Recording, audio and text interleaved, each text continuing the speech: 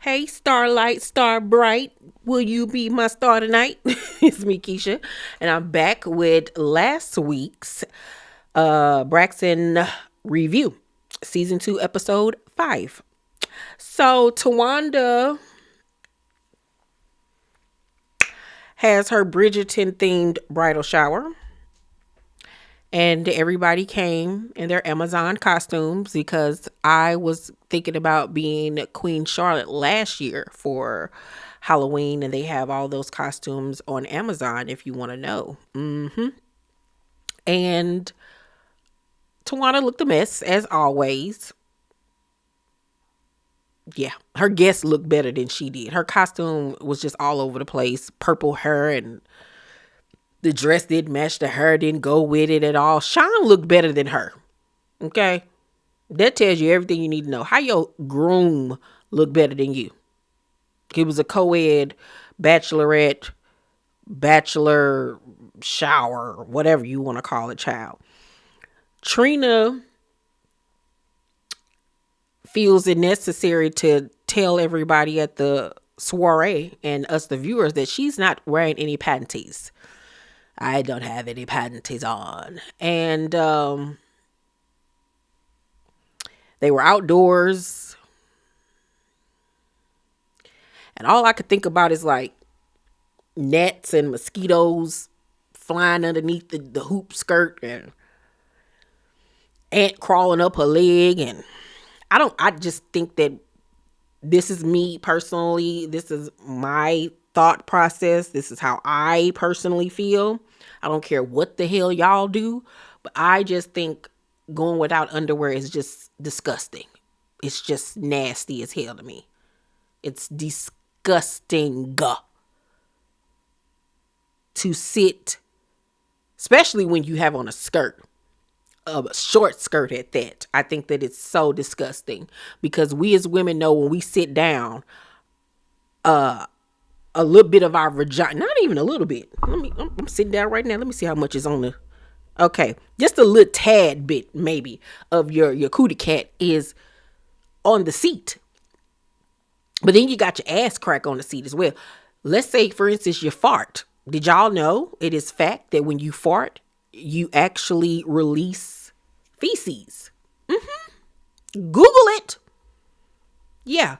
So you fart on a seat, even if it's a little toot toot, ain't nobody heard it's a silent assassin.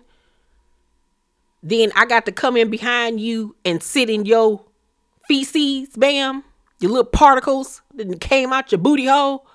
Cause you know they not wiping down seats when you get up. You know what I'm saying? Like that's, then, you know, you got your coochie juice that likes to come out. What if you come on your period? You know, what if you pee a little bit? You know, what if some sweat get, so many variables. It's just nasty as hell to me. And what made it even worse is that Trina decides that she wants to figure out how it would be for her to go peeing outdoors in that type of dress, to see how like the women, how they had to do that back in the day. So her and Towanda go off into the yard, and she literally stands there on camera, broad daylight, and pisses, and is just cracking up laughing. And Towanda is like, "Don't get it on your dress." She was like, it's not getting on my dress. It's not. And then after it's done, she like, "Oh, I gotta wipe myself. What I'm gonna wipe myself with?"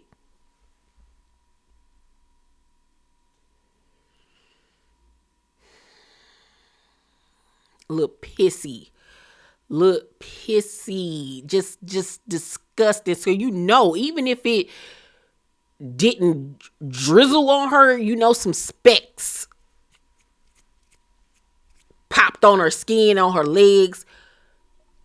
And then just think about it. Somebody walked in the grass right there. They done stepped in her piss and mud and grass. Then walked into the facility. This is why I'm a germaphobe, because these are all the things that go through my head. And just think about the nasty people that take their shoes off.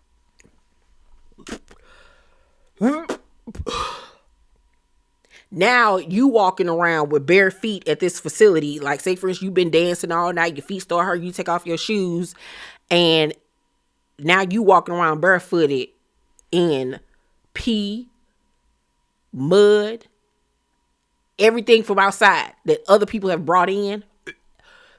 This is another thing, like when you go to hotels, never walk around barefooted. Never, ever, ever, ever, ever. If you didn't know that, you know it now. Always wear something on your feet, whether it's house shoes, whether it is socks. Never walk around barefoot.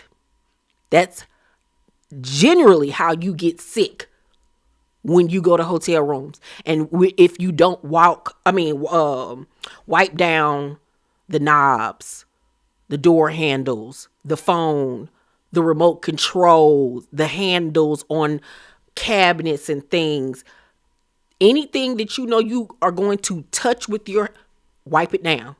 Because please believe these maids are not doing that.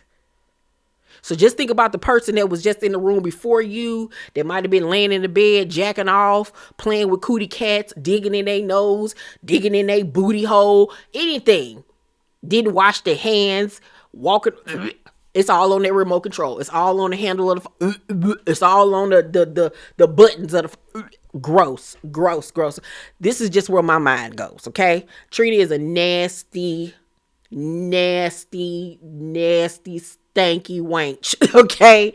Oh my God, there was all that liquor in her. Okay, because I know she was chug-a-lugging. They was chug-a-lugging, okay? Just nasty. I was so disgusted by the whole thing. And Towanda just egging her on, laughing, thinking in her head, oh, this is television gold. Just look at her drunk ass making a fool out of herself. At least it ain't me. She don't give a goddamn. She don't care about Trina looking a mess on TV. Not at all.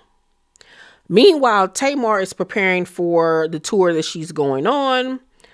Towanda and Mama E visit Trina at the real estate office that she's working at, because now she's doing real estate, and they talk. And Towanda peeps that Trina hasn't been herself lately. Like, she's been off since the bachelorette trip, and Trina finally confesses about what was going on with her husband's health, and they were all shocked by that or whatever. But what makes me take pause is the fact that she didn't even feel comfortable telling her sister that she had to leave because her husband was sick. I would think that despite it being my bachelorette weekend, if something like that happened, you would be able to come to me and say, hey, I got this thing going on. I'm so sorry. I got to go. And I'm going to be totally understanding.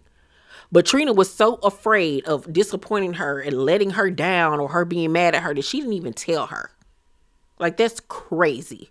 Crazy work.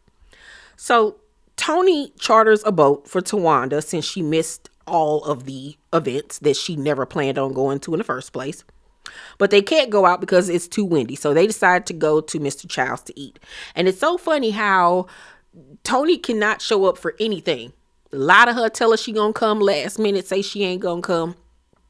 Does it several times, and all she got to do is take your ragged ass out for drinks, them little lychee drinks or whatever y'all like to eat, and some sushi, and everything is okay. But let that had been Tamar, oh baby, it would have been World War III. So at dinner, Toni asks how they felt about Tamar's behavior at the showdown, and of course they deem her to be, too much. They're tired of it. Nobody reflects on their behavior though, because they're innocent in the whole thing, right? So Towanda says that she's not allowed at her wedding because Tamar has been verbally, mentally, and now physically abusive. Let's not forget that you have been a thief, a liar, a manipulator, and more. But you got the nerve to sit up here and try to label other people. All right. So Trina was like, Tamar said I hit her first. I didn't hit her or push her. We already talked about that on my last video about how I felt about that. Toni asked, should they talk to her one more time? And Towanda says she's done. She's done. I've already told you I'm done. It's so funny that you've been done for all these years, but you had no problem going to said sister that you cannot stand and asking her to lend you, gift you, whatever, the down payment for your home, and then putting you and your family whole cell phone plan in her name. But you so done. But you ain't done when you need to borrow something. Okay, bro, man from the fifth floor. Girl, whatever.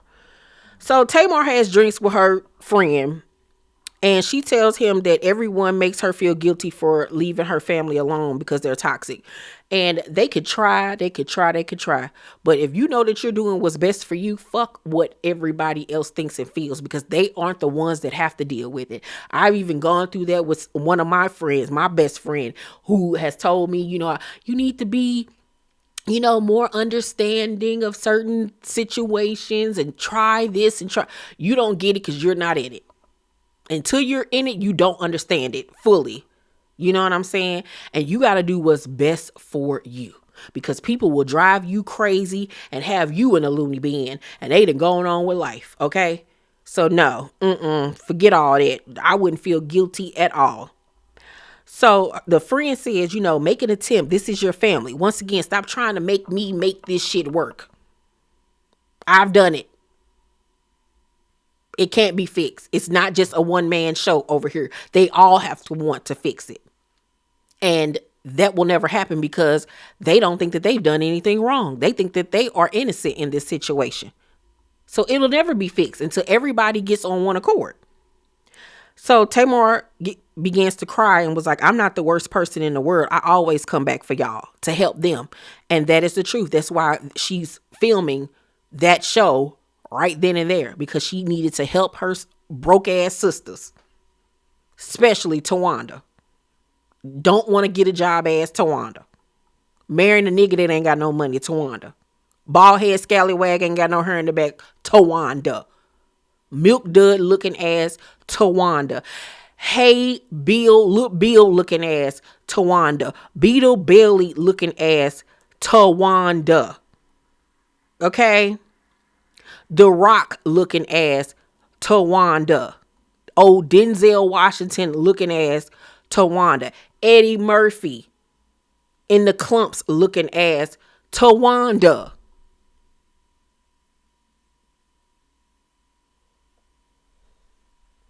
Mike Tyson looking ass, Towanda.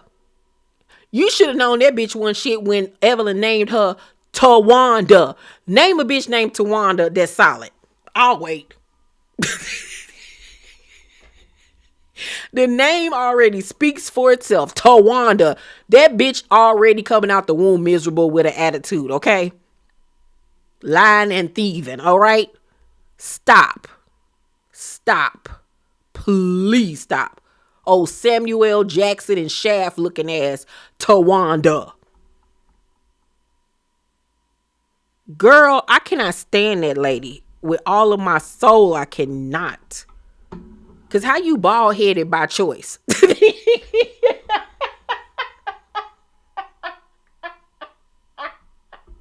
And I can talk about it because I just grew my hair out. I was bald head for 4 motherfucking years, bitch. Okay? And it wasn't by choice. But who does it by choice? And I already know the reason why she initially went bald head. But you still bald head? Why? It don't look good on you. It does not look good. It does not. You need hair on your head. Okay? You and your husband need to switch places. Okay? He the one that need to be bald and let it the fuck go. You are the one that need to be getting some glue down on your head, girl.